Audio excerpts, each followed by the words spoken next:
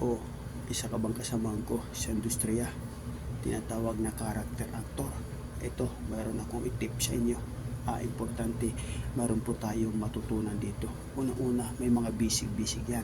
May exercise yan, may warm up yan. Lahat ng bagay pwede natin gawin yon para at least hindi tayo magkaroon tayo ng pag sinasabi naglalaki mga katawan natin. Kasi pag pumasok na tayo doon sa tinatawag na rolling o mga ano yan, kung ano exercise yan, kailangan tayo talaga matutunan natin ito. Kasi una-una, mas lalo po pag legit ang group mo, kailangan talaga magtuturo talaga.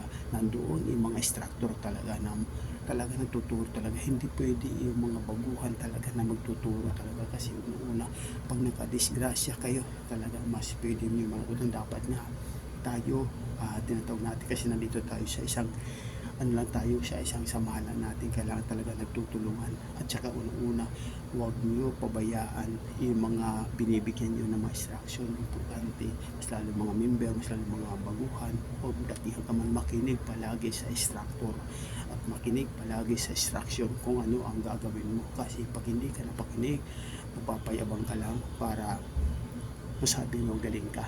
Pero importante, mayroon po tayong matutunan kasi malaki ang bagay ito kung talagang pakikinggan mo. Sana itong aking tip para sa iyo. Kung hindi ka pa nakakapag-subscribe, hindi ka pa nakakapag-like, hindi ka pa nakakapag-comment, ito huwag natin pabayaan. Pwede tayo mag-share dyan sa atin channel. Huwag natin kalimutan, Big Samar nagbibigay lang ng konting payo para sa mga kasama natin sa industry. Maraming salamat.